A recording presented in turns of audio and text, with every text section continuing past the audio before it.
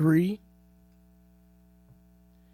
Hey, welcome to the KNWLDG podcast. I'm one part of your hosting team, Knowledge, and to my right, I got who? Oh, you already know. This is your boy, Tanaro Reed, a.k.a. Natty, bad tattoo, dreadlock, owner, operator of Slaughterhouse Tattoos, a.k.a. Mr. Helping You Look Better Naked in the building. We got Miss EP back. Hey. That flu had you knocked down, didn't it? I was down. It was the flu. Man She had down. strep throat. God, One after the other. I mean, you should. And then you had the you like Job in the Bible. damn.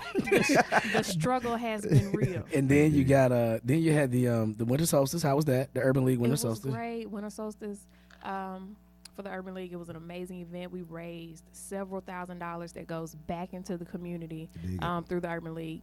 They offer several free training, certification programs for people that are trying to better themselves. So it's great. It's a great thing to be able to give back. Yeah, man, that's what's up. That's what's up. And then we have a special guest in the building today. Why don't you introduce yourself to the people? I'm Erica Simpson. I'm a broker owner of Erica Homes LLC. Let a former teacher do your homework. Hey. I like that. Hey. Yeah, that was that. That's a nice little plug. That's a slogan, right? Let That's a slogan former right teacher there. do your homework. Hey. So before we came get over started, there? where you from? South Carolina, What part? Lancaster. Lancaster. You can't say Lancaster. Mm-mm. You better We not just say. had this just had debate this conversation. like 2 days ago. You better not say Lancaster. It's Lancaster, Pennsylvania. Exactly, and it's Lancaster. This is South I Carolina. still cannot say it. You can say it, Lancaster. Lancaster. Just what? forget it. Just forget it. Now wait a minute. You from Mississippi, and y'all got all these strange name places like Kosciuszko, Pascagoula, Itabena, but you can't say Lancaster. Because my brain is programmed to say Lancaster. We like to say stuff the long way. Well, stop thinking. Oh, I can't. Sorry. Okay. We got a full show for y'all today. The main topic today is going to be relationships. We got to get through a couple other things first. The first thing I want to do is want to give a shout out to Mr. James Lawley. He is our racist of the week. He works for Asplund Tree Service Company. And he was caught on Facebook saying, if they are so unhappy here, then the unhappy ones should go back to Africa and Asia, where they will be happy since we ruined their great-great-great-great-grandparents' lives. So, excuse me, he said loves. Couldn't spell lives right, because all loves matter. So bad by bringing them over here. So we want to salute you and tell you to kiss our ass here at the KNWLDG podcast. Shout out to all the people who are publicly racist. I'm loving it. I mean, why not? Go ahead and look. Hey, they got the biggest racists in the office, so they might well come out of hiding. Your ancestors did not walk around here with white sheets for you to be hiding on the internet. Go ahead and show your cup. They're a superbug. And that's real. That's real. They are like, they're the equivalent of swine flu. Actually, it might be the equivalent of real flu. Because think about it. Every year, flu kill a handful of people. Every year, it gets different. It goes a little different, gets strange. It's been around forever and a day. Racism might be the flu. We just ain't got a shot for it. Well, we got a shot for it. Well, we do. We got a shot. 38, 45, Hey. 49, All of them. 22. Bang, bang. Chitty, chitty, bang, bang. 22. See, I've been trying to stop saying the N-word. I've been doing real good. No, you haven't. What N-word? Sorry. Nincompoop, apparently, because that's what I am, okay? Look, you see, I tried to bait you in. Exactly. What N-word? See, look at you. He grows these days. The voice of reason is back. I see. I've been trying. I've been trying. Right, trying. I've been trying. I've been getting better though, right? Yeah, okay. I give you that. All right. Okay. Also, we're rooting for everybody black at the 2018 Winter Olympics, which started what was it, last week? I really want to root for the Nigerian bobsled team. But did you know that they all live in America? Like one of them in Chicago, one of them in Texas, and one of them in Baltimore. So are you saying that as if it kind of takes away from... Not at all. I just didn't know that you could live in America. Like, I don't know the rules. So I didn't know that you could live in America and be an Olympian for a whole other country. If it's your country of origin. Okay. See, I didn't know that. Origin. So, well, I mean, I guess that here and so just here for training. Because under they live here. Like they real life live here. Yeah, like Andre Berto, the boxer. You know, he boxed for Haiti. That's right. He boxed He for Haiti does. in the He Olympics. does. But you know, he stays in Florida. Right. But his origin is Haitian. But so. in Florida, kind of like Haiti North sometimes. Might as well say. Like, I mean, North shit, Haiti. Hell, it's right across the street. I'm trying to tell you. Yeah, but it's like Haiti with a boat. I think it's more Haitians in Miami than there are. Look here, they got their own little town. Like it might be more Haitians in Miami, like she said, than in Haiti. Now that I think about it. Pretty much. So Has anybody ever been to Little Haiti? Yes, I have. Like the actual the area town, where they yeah. tell you to not Not go? go? Yeah. Right. I It want to ain't go. that bad. I want to go to the It is place not they that say bad. don't go to. It's not that bad. I haven't been. Just you don't from stop. Mississippi. Just don't stop. They tell the rest of the world to not go there. You from the place. Right. They tell you to not go. It's a Mississippi, different- they made a whole movie about Mississippi burning. Yeah. There's a little bit of a difference, though. I want to go to all the other places you're not supposed to go to. Like Alabama, where we both went. You know what? I'm just saying. For the culture. I For the want to go culture. to all the other places. So we just going places for the culture. You got to experience the coach. I mean, I ain't mad. But we got a list. BuzzFeed put together a list of all the black people in the 2018 Winter Olympics. So, feel free to check that out on our page. Next up, your boy that we just talked about, Orange Julius Caesar, President Cheeto, the world's worst toupee. You know who he really reminds me of? You remember that? Remember on Goodfellas, the dude Maury? Maury's wigs? They had the bad wig. Yeah, he was like, you can even go swimming. and I was just watching that yesterday. I was. It's on Netflix now, so Yeah, I'm I really was excited watching that about that. yesterday. But that's what he reminds me of. He reminds me of Maury with a blonde wig. Y'all don't even know what we talking about, do you? Yeah, that's okay. Gangsta shit. Yeah, I don't know about that. You better not sleep. I just don't remember movies. I got you. But yeah, so he wants to replace the regular food stamp program now. The food stamp program that, helps a lot of people with sustenance and, make it over the hump. And even some of our active duty troops who are E1 to E5, which is like, College basically student. private to sergeant. College students. And even some lieutenants and first lieutenants Word, man. in the military, that 01 and 02 that have dependents, that helps them. He wants to change it to a Blue Apron style food box delivery program. Now, let me tell you what the problem I have with this is that I don't trust the government with providing for people like that, number one. I don't trust the government, number one, but providing for a large group of people like that, and you're going to give them a one-size-fits-all solution, you don't take into account people's dietary needs, their allergies, things like that. Like think about it. Blue Apron sometimes hadn't even perfected their model. So what makes you think the government, who's literally gonna do a one-size-fits-all, is gonna be able to do it for everybody? And it's not gonna happen, man. They try to bring back government cheese, which ain't bad. I mean, some I good don't grilled mind that cheese big sandwiches. brick of cheese. good grilled I'm cheese lactose sandwich. intolerant though, so it's not gonna. That specifically, it's not gonna affect me. That government peanut butter really wasn't that bad. That shit was oily, man. The oil be caked No, up man, on you the top. got that's stir why it you up. gotta swirl it, man. You gotta swirl it a little bit, bro. I thought just pour it off. Just pour the top. You don't waste no oil from peanut. What is wrong with you? That's peanut I oil. The I used oil to help pour it it out. spread You put that in better. your hair. The oil help it spread better. No. Yeah. I think it's a step back. I think it's a perfect representation of Make America to what he considers great again. They didn't used to care about dietary needs when they used to pass out the block of cheese, the powdered eggs, or the liquid egg. Like they gave you what they felt was You appropriate. deserve. Yeah, what you could get by with. Right. And so Right. then they changed it because somebody had sense enough to say, okay, this isn't okay. And now we're going back to what this is what you can get. It's like a county jail plate. Mm-hmm. Everybody eat the same thing. You know Now, what I I mean? only spent like 36 hours in the county jail, so I don't really remember the So you food. only got a meal and a half. Right. Literally. Because they came and got me when it was time for the next meal. I really did only get a meal and a half. But But like you say, man, it's no way, shape, form, or fashion that you can facilitate everyone's household as a nation with a Blue Apron style program, man. Well, they It's said just that they're going to still give you half in food stamps. food stamps, though. So it's not going to be totally where you just get in this box. Yeah, but even with that, though, Yet and still, I don't agree with it because at the end of the day, I want all my stamps. Well, yeah. I mean, the thing is, what like, about the people that sell stamps 50 cents on the dollar? But look, you look at it like hey, this man, right hold here. on, hold on. They help. You better not mess up my plug. Look, they helping it. Look, they helping the average middle class African American. I mean, really, you know, what I mean, they helping us sometimes. Well, and here's the big thing about that. You know, it's welfare, food stamps, WIC, all that is always associated with black people. Right.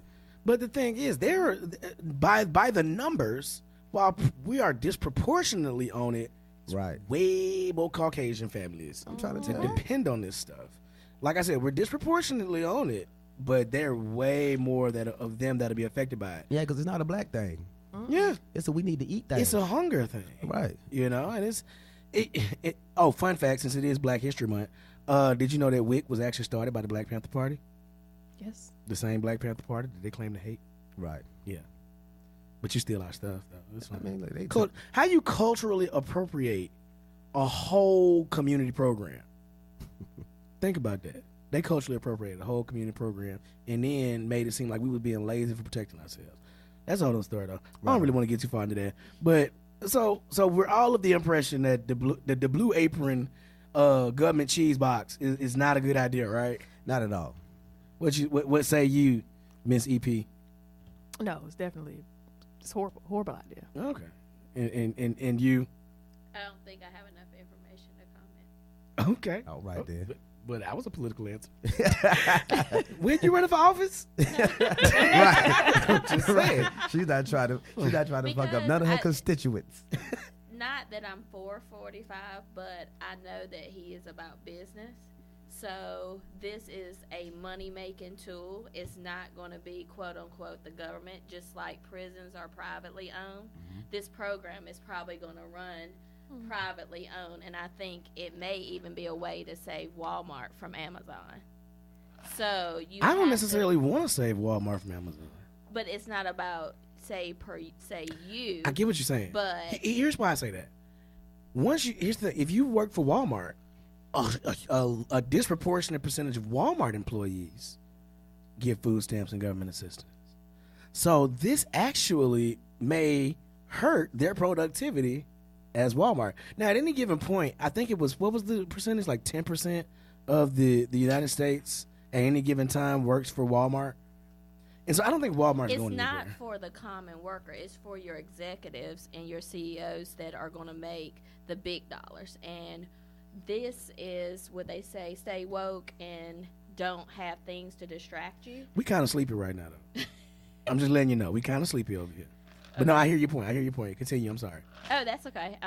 What I'm saying is a lot of this stuff is propaganda to distract you from something else. Mm-hmm. And people, and I'll just give you real fast an example, like the opiate crisis. Right. Everybody's saying, okay, well, what did they do for the crack epidemic? But this is a way for them to funnel more money to narcotic drugs, because to get off meth, you have to take methadone. Bingo. So while we're over here fighting about whether it's discrimination or not for the crack epidemic, they're over here making millions of dollars. Just like the distraction was lock the immigrants up, DACA, all of that. Well, the prisons are privately owned. So the prison stock went from $10 to $30 a share because the government's going to be able to funnel more money into those programs. And not only that, they're going to take contracts where they can get cheaper labor force, but we're over here distracted by other things.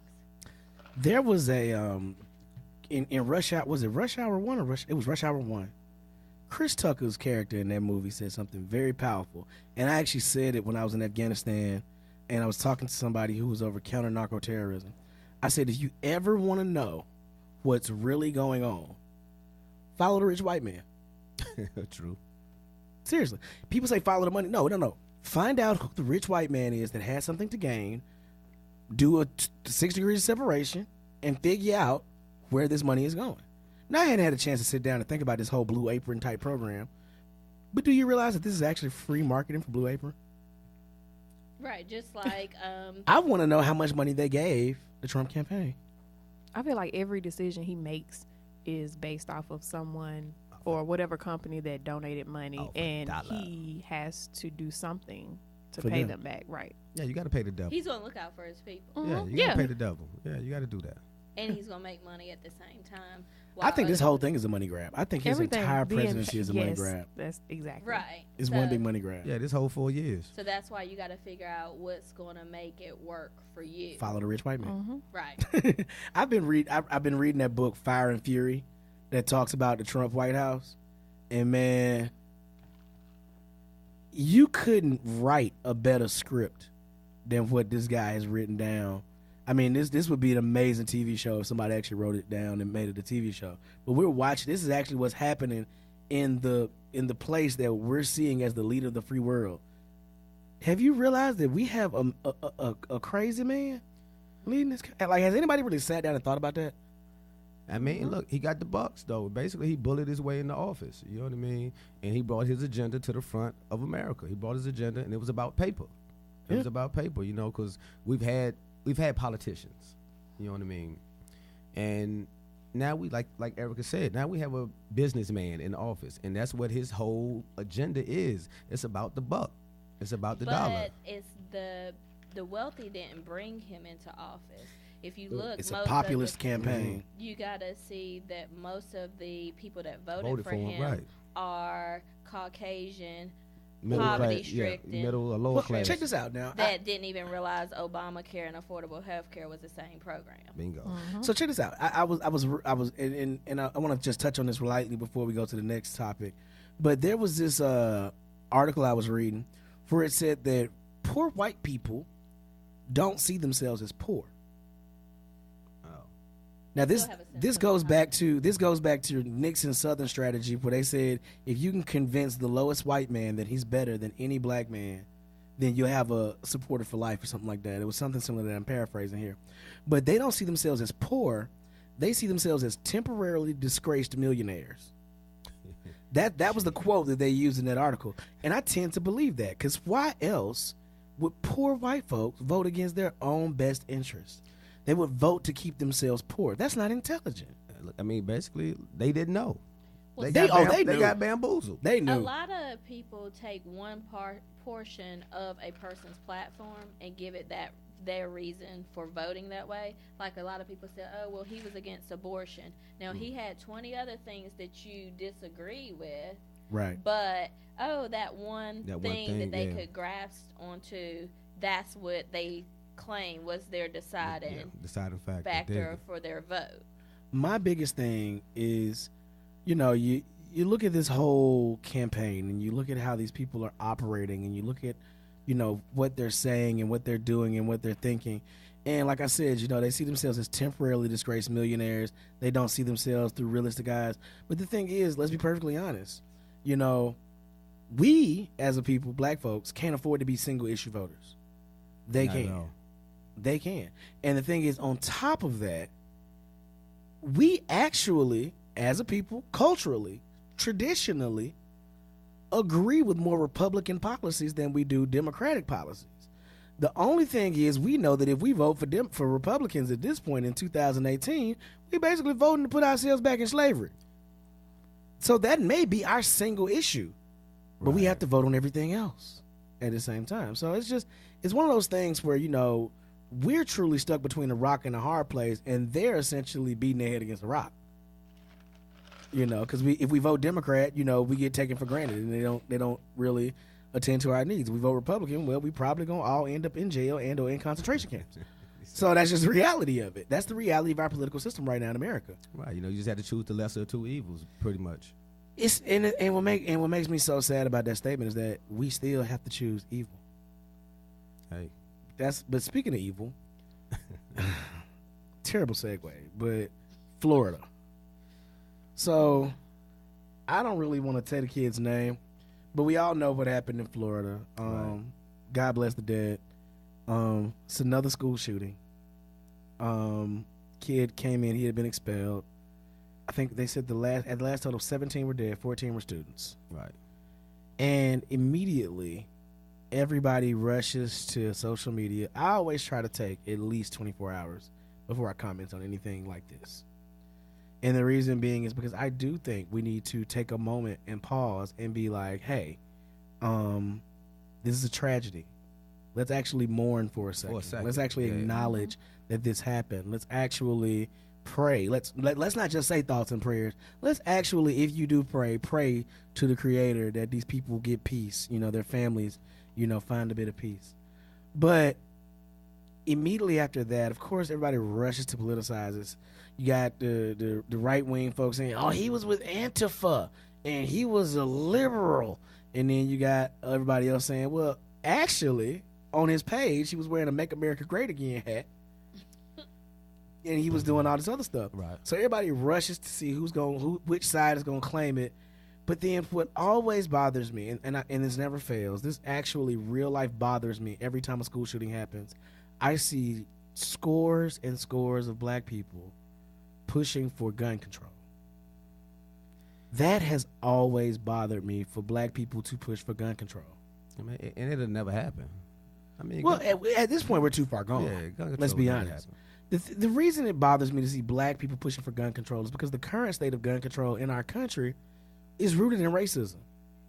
We didn't have gun control laws on the books until the Black Panther Party accidentally walked into an open session of the California legislature. Right. The image of black men with guns, black people defending themselves with arms, scared became a fear. America. It became a fear. Ronald Reagan was not president, he was governor of California. Immediately after that, he was like, well, let's do some gun control. Right. We got to get some gun control laws. Basically, you got to keep firearms out the hands of these Negroes. Exactly, and that's exactly what it was. They might actually mount up and defend themselves. Well, there's a book out there, and a lot of times people don't necessarily want to talk about the history of armed resistance that black people do have. There's a book called We Will Shoot Back, which actually talks about armed resistance in the fight for freedom in Mississippi. Our people, there was this shirt that said, "Dear racism, I am not my grandparents. Sincerely, these hands." I'd be like, no, you're not. Right. You ain't strong enough to be our grandparent. Right. Because our grandparents literally fought back. Yeah, our grandparents they literally, toes deep. In some cases, like in Mississippi, they shot back. Yeah, The Deacons for Defense. People don't even know what the Deacons for Defense were. They were the precursor to the Black Panther Party. Right. We used to protect and defend our communities. The KKK knew which neighborhoods to go to. Right. Everybody was not a part of the nonviolence movement. Right. Everybody wasn't. That's just what they publicize. Right. They keep us right. like, to keep us in the box. Nice little box. Right. You see, your people, they did protest, but it was all nonviolent. That's what you should do if you want to mimic this. It's crazy. People like, well, you should be like Martin Luther King and be nonviolent. Well, look what the fuck you did to him. The hell you talking about? Martin Luther King got hit upside the head with a damn brick. Right. Multiple times. And that's what you want me to be like? There are plenty of images of peaceful, non-violent, non-disruptive black folk being spit on, hit with dogs and hoses. They're like, well, you should do it legally. They did it legally and still got hit with dogs. What people tell you when they want you to protest peacefully is that protest in a way where I can ignore that shit. Right. Basically. Yeah, it doesn't. Stand your little ass over in the corner and be mad. Be salty. Yeah, so it doesn't cause any disruption in a nice little program. But here's my thing. One thing I've learned about America, and this is something that all of us know, is that whenever a law is enacted restricting something, or whenever a law is enacted where people aggressively are being proven to do something, it disproportionately affects black people. So the 1 to 100 laws, the Rockefeller drug laws, things of that nature, disproportionately affected black communities. And so that's really what it was. And so these laws, gun control laws, will disproportionately affect black communities. That's exactly what's going to happen. We are going to find ourselves locked out, disarmed, broken down, and incapable of defending ourselves in any way, shape, form, or fashion. I firmly believe that. I mean, if we continue to listen to the propaganda and believe everything that they put in front of us, I mean, sometimes we just have to stand on our own too. And like, look, this is how I'm going to defend however racism comes towards me. Right. Let me put you on game. Let me tell you something that they've been doing for a long time. People always talk about how, well, we want more gun control and we want, these AR-15s, you can walk into a store and buy one. You can build one in your garage. Right. You feel me? Come on, man. You can get a drill press, 80% lower, drill out the right holes, buy the parts kit, and now you have an AR-15 that doesn't have a serial number. You can do the same thing with a Glock 19. You like Hannibal from the 18, man. You can do the same thing with a 1911. I'm like a MacGyver over here. But here's the thing. I know this because I did the research. This is stuff that people have been doing now for years. Right on. You think that people go to these gun shows and stockpile weapons? People ain't. I went to the gun show here in Charlotte last weekend, right? And I walked around and I was specifically looking for people of color in these booths. And seen not one. I saw one. It was a husband and wife, and they were selling knives, batons, and stun guns. And I really liked it. I liked them. They were both veterans. They were both retired. They retired out of DC, and they go traveling and they sell their stuff. And I really enjoyed talking to them. And there was one other. There were two other black guys there. One was working for a booth, and one was actually working for a firearm builder. He actually lives not too far from here. And I got to talking to him, and I'm actually probably the next time they come in April, I'm actually going to purchase from his company. Oh, word. Because I only know of one black-owned firearm manufacturer, Civilian Force Arms, and they specialize in AR-15s. I've only recently found black training places. Thank you for telling me about the people who do firearm training. You said Black Diamond. Black Diamond. And I just recently found a page that lists all the black-owned gun shops and accessories dealers and stuff like that. But here's the thing. Do you realize how big of an industry that is? In your garage. All right, so take this out. Let's say I take $500 and I get me and I have my own house. And I take $500. I get what's called a federal firearms license, a Class 3 license. Or I can get a Class 4 license. A Class 4 license makes me a firearm builder. And let's say I purchase 80% lowers and I spray them and do the right things with Cerakote and everything like that, and I stamp an individual number on each one of them. I can take a basic probably $350 investment to $450 investment in parts and turn around and sell it for $900. So my initial for one rifle and an initial investment of less than $1,000, I've almost made back that whole $1,000 with one rifle. Now imagine what I could do if I bought 10, mass production, 20, 30, and you don't even need to mass produce. If you get really good and you got some good people around you, you can do specialty work. There are AR-15s, there are 1911s, there are Glocks out there going easily for. I saw a 1911 that I want so bad for $3,500. Shit, I'm getting a little Honda for $3,500. I'm getting a motherfucking Honda Accord. I'm just saying. I feel you though. I definitely. I'm just saying. Do you know if there are any limitations? Okay, so here's the thing: you cannot sell fully automatic weapons. But the thing is, you can purchase fully automatic weapons with a Class 3 license, Class 3 firearms license. But then you have to pay a tax on it. The tax stamp by itself is an extra $450 on top of the price of the firearm. To get a fully automatic weapon, you're gonna pay at the very least about 10 G's. Period. That's 10 G's plus the tax stamp. When you could just get a regular semi-automatic weapon, and their AR-15. I mean, I saw an AR-15 on sale right now for $379. I'm getting me a High Point.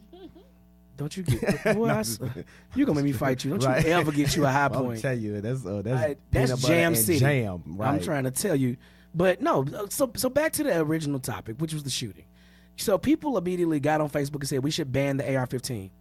Let's be real about this. Let's be very serious about this. The AR-15 is no more deadly than any other weapon that has a magazine capacity. Pretty much. There are more handguns that kill people than the AR-15. But the AR-15, the reason the AR-15 is the firearm of preference for these sick individuals is not because it's more especially lethal, not because it's especially deadly or a super rifle of any kind. The round that it fires, a .223 round, is only really good for shooting rabbits, squirrels, birds, the small game. Right. You know, the .556 round that we use for combat is a little bit heavier, but it's not much better. That's why the Army and every other service is looking for a heavier round for combat. Right. It's not even necessarily an effective combat round. The reason that it is used by these sick individuals is not because it's sexy, is available, not because it's sexy, it's because it's a lot of them. and they're cheap. The AR-15 is the Honda Civic of firearms. Pretty much. It really is. It's affordable, it's economical, and it gets the job done. And there's such a big aftermarket for it. Like, think about it. You can buy anything for a Honda Accord. You can buy anything for a Honda Civic. You can buy a fish tank to put in your Honda Civic right now, and I guarantee you somebody is mass producing something like that. They got them. You can find anything you want to for a Honda Civic. You can do the same thing with an AR-15. You can buy a basic $350 AR-15, and you can spend about another $200 and have it shooting just as good as some of these competition AR-15s out here. Right. Because everything's interchangeable. It's because it's cheap, not because it's especially deadly. And I'm a firearms guy. I like firearms. And it's sort of like you say, it's domesticated. Yeah. It's domesticated. You know, it's the sexy black rifle that you always see in the movies and that you see our soldiers carry. You know, I carried an M4 when I was overseas. Well, I had an M16 and a 9mm. You know, but that M16 was like a musket. You know, but I mean, it was effective for what it was back in the day. But now, you know, people are looking for better firearms, and there are better firearms out there, but they're more expensive. The AR-15 is cheap and it's effective. And so if you want, I mean, these guys, a lot of these school shooters don't have money. They don't come from families with money. They end up stealing a lot of these firearms from their parents. Right. Now, this kid was 19 years old. He was legally able to purchase it. He was just, and by all accounts, he was an asshole who they thought was crazy anyway. And the FBI had been alerted to him months before. Now, what irritates me most, going back to Cheeto Boy, is that he says this man was really sick, really mentally ill. Yeah, but one of his first acts when he got in office was to roll back some of the restrictions on people being able to get firearms if they had been labeled mentally ill. Right. That Obama put in place. And why did he do it? Oh, the black guy did it. Let me Let me go ahead and knock this down. Right. So until I saw this thing on Facebook where the guy said that the discussion and the debate about gun control ended when we didn't do anything after Sandy Hook. When we had decided that it was okay to kill children and not do anything. When we had decided that babies could die and nothing was going to happen, the gun control debate died right there along with them. And I think that's real. Yeah, pretty much. I mean, you know, it's an open and closed statement. Yeah. It's an open and closed statement. Yeah. Let's move on. Something a little less sad. I ain't gonna lie, because I ain't, shit, my that's depressing. spirit. My spirit so there's a video that we have on the page. Yes, okay, hey, wait a minute. Before we get there, yesterday was Valentine's Day. Hey. Did y'all do anything special for Valentine's Day? Man, I think I got dumped. Oh gosh. I think I did. So I'm gonna take that time to announce that we're gonna have a new show coming out called Single in Charlotte. Hey. I'm joking, but I'm kind of serious. I really want to do a show called Single in Charlotte. I think I got dumped though. You got dumped? I think I did. It's like a 24-hour dump. Oh, so did you not come through for Valentine's Day, Natty? I came through, but I kind of like what you fucked up before Valentine's Day. So so you should. So it's like about 24 to 48 hour dump. So basically, yeah. So you showed up for Valentine's Day, offered nothing but Henny and dick, huh? That's what it was. Nah, I mean, look, I actually made plans, but basically what happened was I was supposed to be somewhere at a certain time, and I didn't make it there until the next day. So a whole nother day. The sun caught me. Yeah. Okay. You kind of earned that one. Yeah. The sun caught me. We're gonna put you on the prayer list. Yeah, about 48 hours though. About 48 hours. Damn. Well, Erica, did you do anything special for Valentine's Day? No, just normal stuff. Oh, you made money. That's what right. That's what she said. She said, got to this. Like, ain't nobody got time for no Valentine's Day. I was getting to the bag. I got to this bag. Sure. Call me bag lady, bro. Right. Right. I'm just the type person that holidays don't really matter because whatever you got going on should be consistent anyway. High five to that shit. Yeah. High five to that shit. Don't just love me on February the 14th. You're going to love me on the 15th, the 13th. As long as you got a good relationship with the other person. That's what's most important. Yeah. So, Miss EP, what did you do for Valentine's Day? I hung out with my princess on Valentine's Oh. Day. I cooked her a special Valentine's dinner. Yeah, you can cook. She got to drink sparkling cider out of a champagne glass. I know that's right. She was pretty excited. That's what's happening. Oh, you fancy, huh? Right. Right. We had a whole dinner. Sparkling cider. That's Right. what's up. That's what's up. Did you get anything special for Valentine's Day? Yes. Oh, okay. Y'all ought to see these faces in here. This shit is so fucking ridiculous. These Google eyes. Yes. Yo. Natty, did you get anything special for Valentine's Day? Nah, I got some free time. I just took the day off, man, and That's what's up. I took the day off, and I just cooled out, man. Well, Regrouped. did you wait? Did you take the free time, or did you end up with the free time by default because you got dumped? Does it really matter? Look, exactly. You know what I mean? Tomatoes, tomatoes. You know what I mean? Same shit. I had some free time. He had free time. Yeah, I had some free time. Did you get anything special, Erica? I don't know if you. No, not really. Oh, okay. I just looked at She even now she said blushed. shit. I ain't seen that one. I ain't seen that dimple on that side until just then. So she gets smiled something big. special all the time. Right. She's like, I am special. I am Cupid. I'm trying to tell you. Well, so in honor of Valentine's Day, we posted this video on the page. Shout out to Miriam for sending me the video. And there's this young lady. She's very attractive. She's in the club and she's dancing. She a little bit too skinny for me, though. Well, she's attractive. She's still an attractive woman. And she dancing. She's getting her slow wine on. And she turns around. And there's this older white gentleman with white hair walking up on her. He ready to risk it all. He about to dirty wine on You know what I'm saying? He ready to risk it all. So I guess that begs the question, do you really want a sugar daddy? Because, the thing is, when it's time to get sugar daddies for sugar, You gonna have to do you going to it. have to come on. What's I'm just saying, like, Because I say it like this, right? Sugar daddies ain't like sugar daddies was like 20, 30 years ago. No. Sugar daddy got Viagra. Sugar daddy got Cialis. Red Bull, Oh, man. Ginkgo biloba, Hennessy. all that. Sugar daddy want his sugar. It ain't no just come over there, spend time, and make his grits in his jello. He ain't here for no conversation. No. He want that work. If he diabetic, he can't take this. Find a You sugar gotta find a daddy sugar that's daddy diabetic. that's low on Nope. sugar. Find a sugar daddy that's low on sugar. Hot damn. Yeah. Find a sugar daddy that got sugar. Yo. But hold up, though. All Did the you action. see her face when she said that, though? Yeah. She shifted, like her whole demeanor shifted. She said, well, if he got sugar, he can't do all that. Yes. What was the Right. slogan? Let a teacher do your Let a homework. teacher do your Let homework. a teacher do your homework. Well, She's look trying here. to school. Oh, yeah, she took us to school. Yeah, Just she saying, dropped, you yeah, she know. dropped the gym just now. I'm trying to tell you. Pick that up. Make sure he diabetic. Make sure he taking insulin. Make sure you don't answer. He got to get a shot, He'll be baby. sleepy soon. He'll be sleepy He soon. got to get his shot, baby. Oh, shit. No, so let's take one more. Let's do one more thing about relationships. This is where we get to the meat and potatoes of the subject today. So there's this lady. We posted one of her statuses on our podcast page on Facebook, the Constantly podcast page, and she apparently deleted it. But we was kind of dragging her a little bit.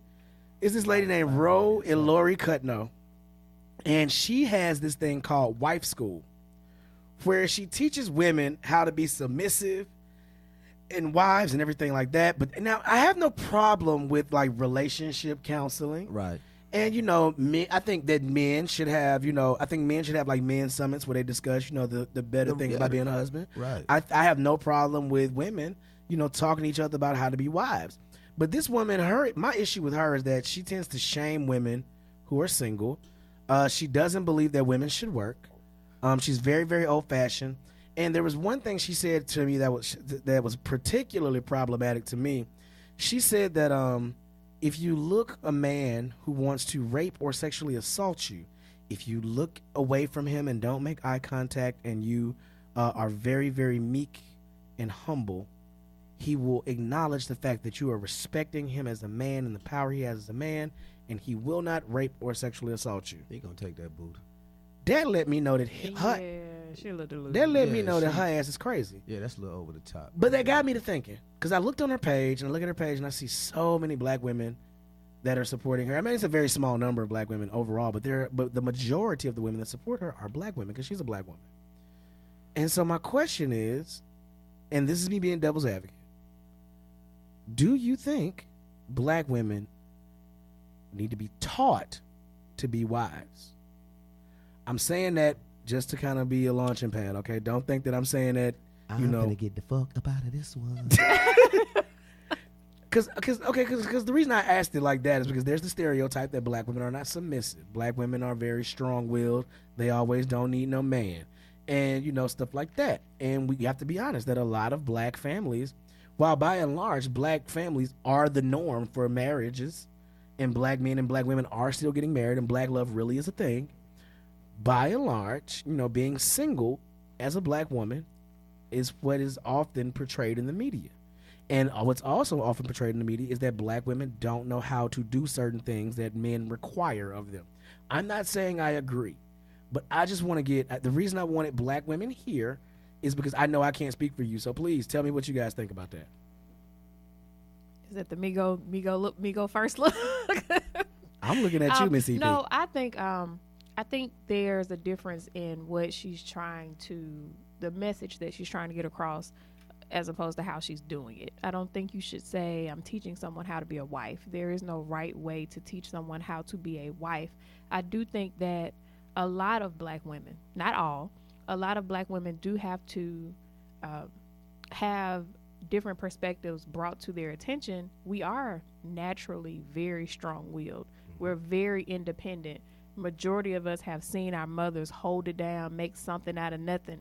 That's the mentality that we have. We can do it on our own.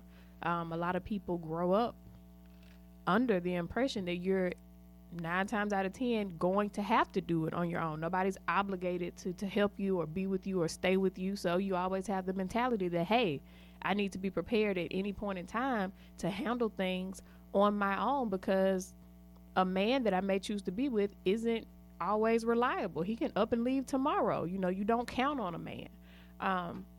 But at the same time, there are some things that we have to be aware of in being vulnerable, and I don't want to say being submissive, but being able to openly depend on someone and that vulnerability that comes along with it. A lot of us don't have it, don't want it. We don't want any parts of it. But it's necessary in order to balance a relationship out and have it maybe reach its full potential, versus always having, your guard up and I'm independent and I don't need you anyway. You can't carry that and then expect it to work. Did y'all just hear that? If I would have had a damn tambourine, I'd have been shouting in here. So let me get your thoughts, Erica, number 2. Well, I think that the term be taught, but knowledge is power. So I think that people have to be introduced to different perspectives, and that's why you have counselors, and when you know better, you do better. And so I think that, not to say that women need to be taught, because I see some African American women, I'm like, I know why you don't got a man, because you're getting on my nerves. Mm-hmm. So damn. Facts. Facts. So I know you're getting on a man's nerves. The wick is short. So, but I think that that's because of a lot of African American women coming from broken homes and not having a lot of times a male figure, or their perception of what a man should do is based on what my mama's past was. Right. So the sins of the mother kind of revisit themselves upon the daughters. It's a cycle. The majority of my life, I live with my dad. Right. And so my perspective is a little bit different than most of my friends. A lot of my friends did come up in a 2-parent household, and then I have some friends that came from a single mother, and their perception of what a man's supposed to do, what their role is, they don't have any concept of that. Versus my dad was my caregiver. He, told me what's acceptable, showed me what's acceptable by a man, whereas some of my counterparts didn't have that experience. So I think that people do need to be educated more on relationships and the roles of different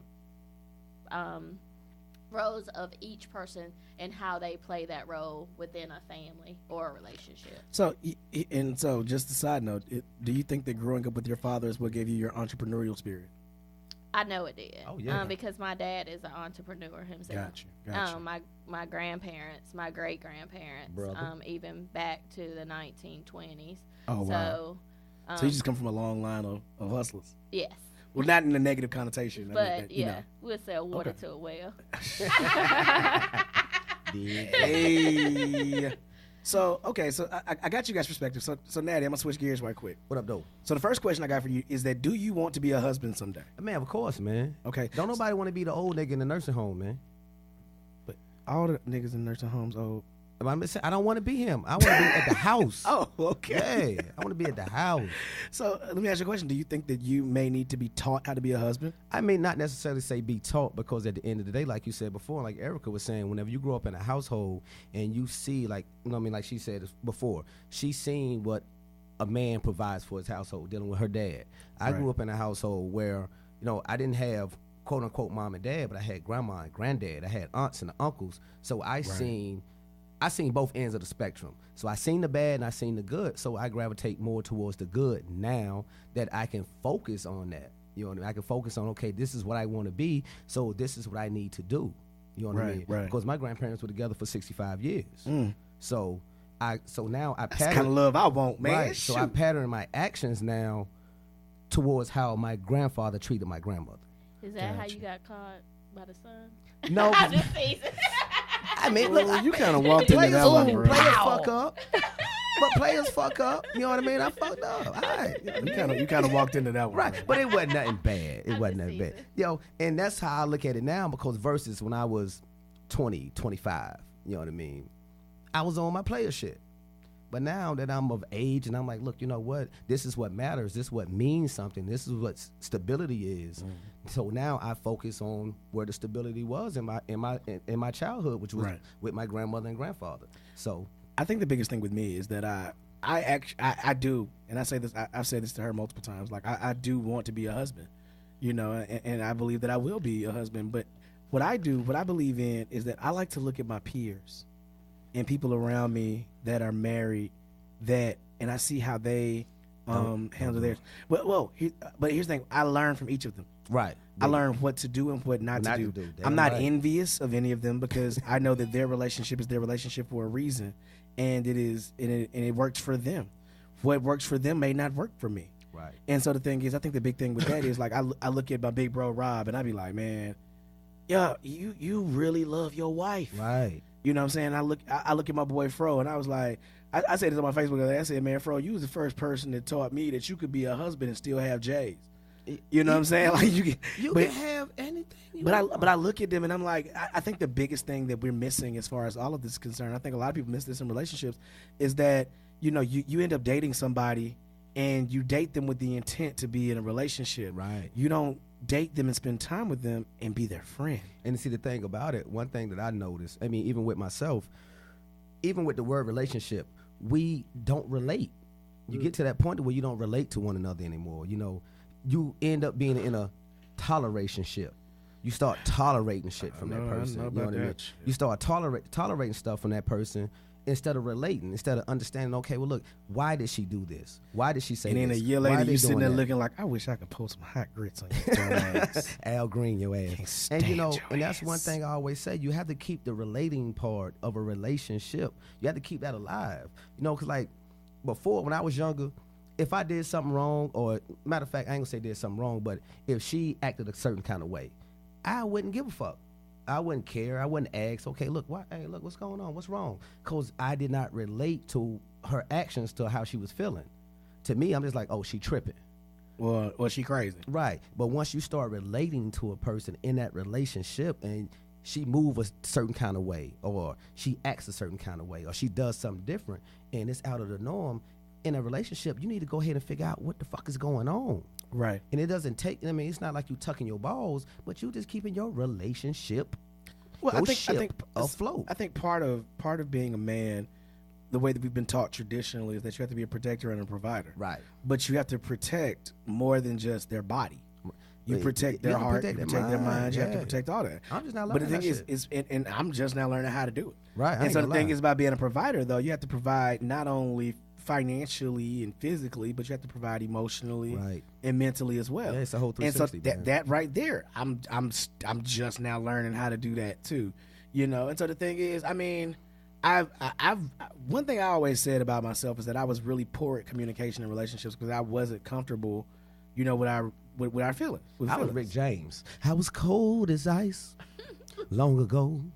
This is why we can't have nice things here in the Fantasy Podcast. I was. I mean, but the thing is, but think about it. The way we came up, you know, the generation we came up in, you know, it was ain't no showing feelings. yeah, it's brick Ain't hard. No You emotions. had to be brick hard. You know what I'm saying? And so, I mean, maybe that's changed now, but now I'm a 34-year-old man who sometimes doesn't know how to properly express himself. And so when I do express myself, sometimes I go to an extreme because I'm like, maybe this is how it's supposed to be. Let me ask you a question though. Like whenever, let's say for instance, you know you did something wrong. Now you might have been unapologetic in the past, Right. but whenever you be like, "Baby, I'm sorry," and you know that's something new for you, don't it make you feel warm on the inside to know that you initiated? Yeah, but you have to understand. You with put the Band-Aid But, on well, the wound. Is that, yeah. But the thing is, I mean, with me now, I was coming out of a situation where nothing I did was right.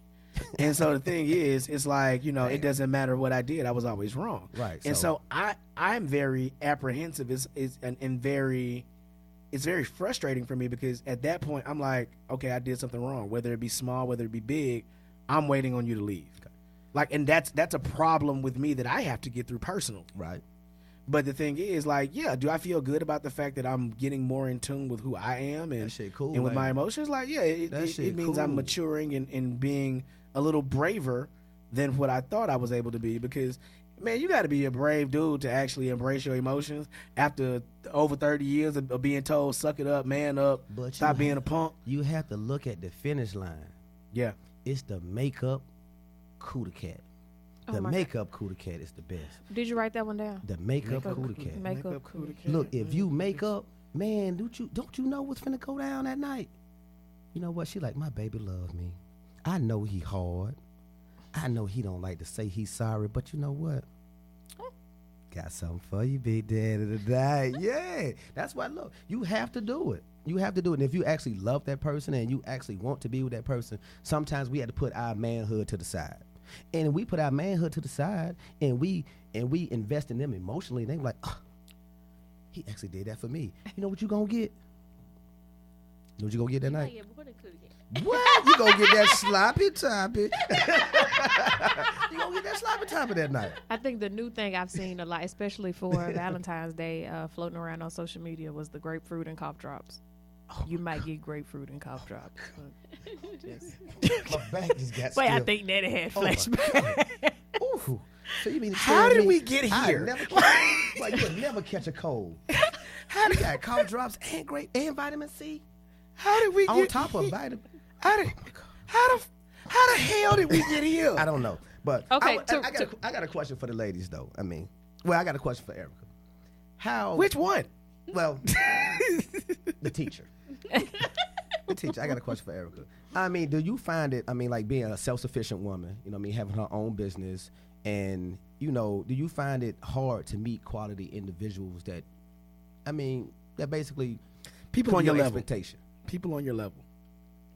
They're not bountiful, but I do meet people, and it's generally through other people. Bro, Yeah. she just used the college word on us. Bounty. No, that's a Bountiful. BSAP word. Oh, Hit the BSAP. let me piggyback off of that one. It's something that I think is really bothersome, and maybe you guys can touch on it just a little bit. But I feel like majority of guys nowadays, they feel like they are the catch if they have the basics covered. Right. I'm a good guy. Hey. You know, I'm out here. I'm not doing X, Y, Z. So you should want me because I know at the end of the day, women just want a man. And hey, I'm bringing you a man, and so you should It's me, worship shout me. it. Like, and I'm like, no, that's not. there are That's not some the guys out case. there that feel entitled to a quote unquote good woman because they're a quote unquote good man on paper.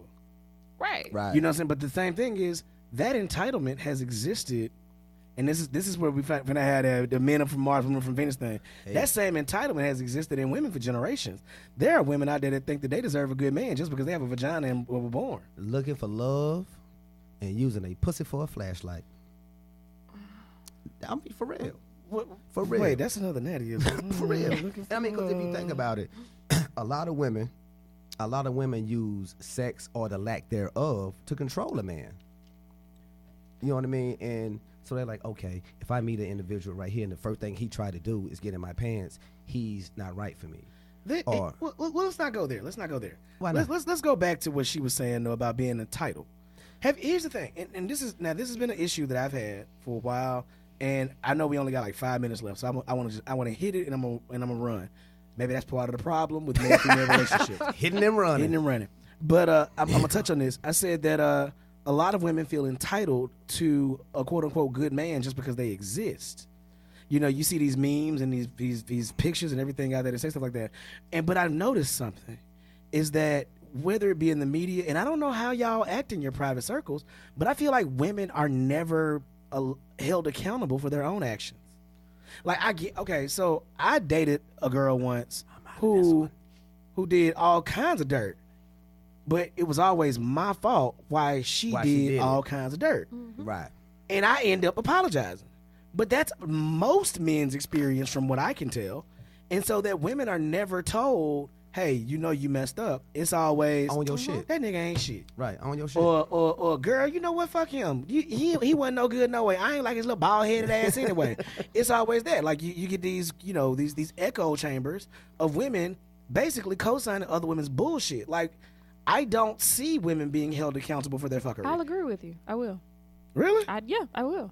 I definitely will. I wanted to say that I wish that someone would take, I hate to use this as an example, but I really wish someone would have a conversation with Tamar. Because the whole Tamar events debacle in the public eye, it was horrible. Nobody really knows, of course, what went on in their marriage, but there's the finger point at Vince. What did Vince not do? What did he do? How did he act? How did he treat her? So on and so forth.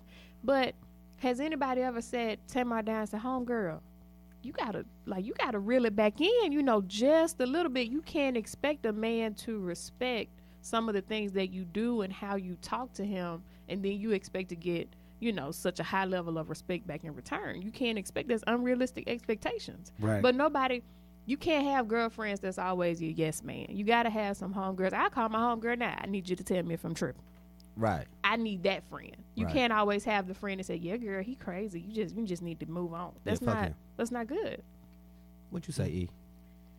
I think that was like a publicity stunt. Mm-hmm. And since more females watch that show, then they're on that bandwagon anyway. So I hate that bandwagon. But they're going to perpetuate it, though, don't you think?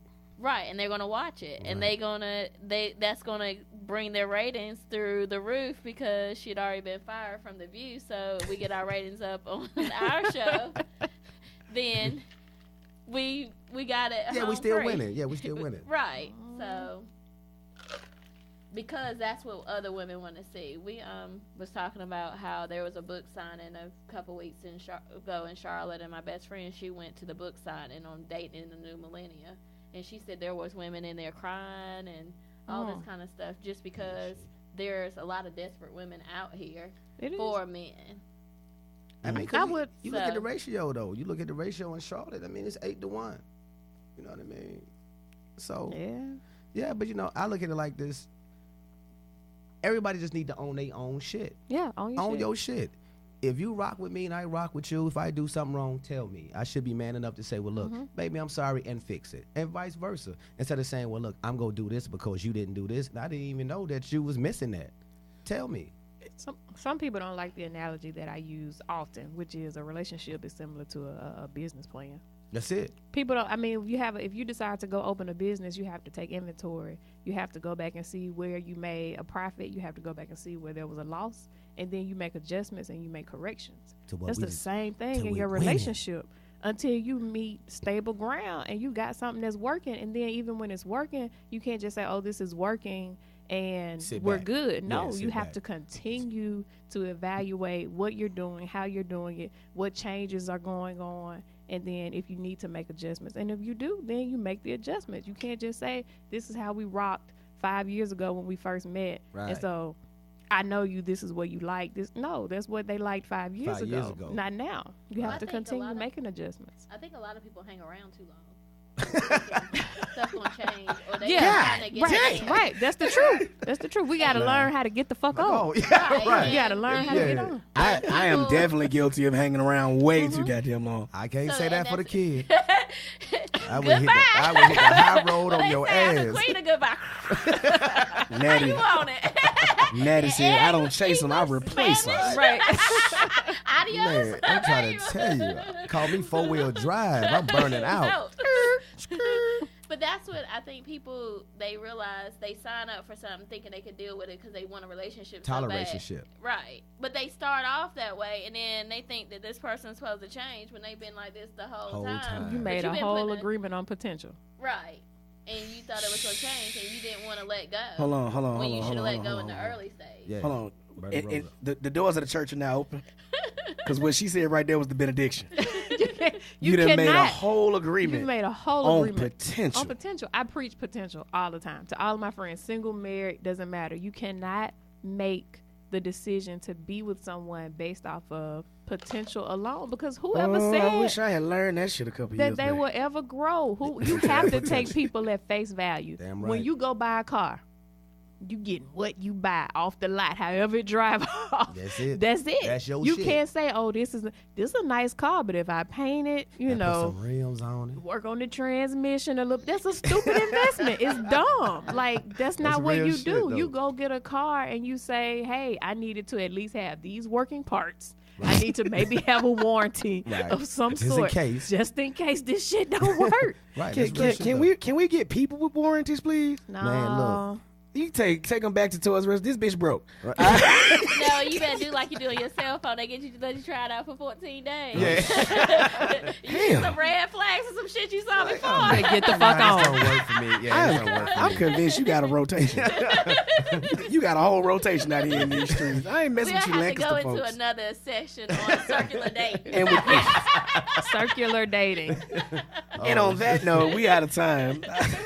We out of time. Oh my God, Miss EP, I'm so glad to have you back. We so glad to have you back. I'm glad to be the voice back. of reason. I'm telling you. Glad you ain't sick no more. I know, right? Erica, you are officially a friend of the show. Man, look, we gonna have you. We gonna have you on our next relationship show because we gonna have to talk about this circular dating. Circular dating. We got to talk about this. I have never heard that term. It's not what y'all think it is. So you know about this shit too? No, it just sounds like it could be nasty, and I know y'all. No. nasty. We ain't that nasty. No. We just talk about keeping a rotation. I ain't that nasty. You know what I mean? It's like, hey, you might Shut up, Chad. I'll be quiet. Why you gotta use my government name? Why you gotta use my government name? You know we only use that off the air. Sorry. Damn it.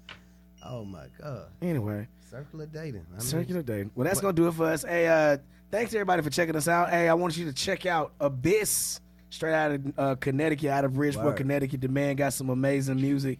Also, my boys, Club Monster, they just released a new single today. You can check them out on iTunes, Spotify, right after you check us out, because we on iTunes, Spotify, SoundCloud, YouTube, everywhere. We everywhere you want to be. We like Visa. And so check everybody out, man. Check out Club Monster. Check out Abyss. Make sure you check us out. Like, subscribe, rate us, love us, follow us on Facebook. Do all that stuff. We got a lot of big things coming up, but I don't want to speak too much on it. But we got a lot of big things coming up for the lineup. And shout out to our executive producer Sean up there in New York doing his thing. He gonna be doing. He was on the last episode. He's gonna be doing some big things for us too. So y'all stay tuned. Thank you so much for rocking with us. Peace. We out.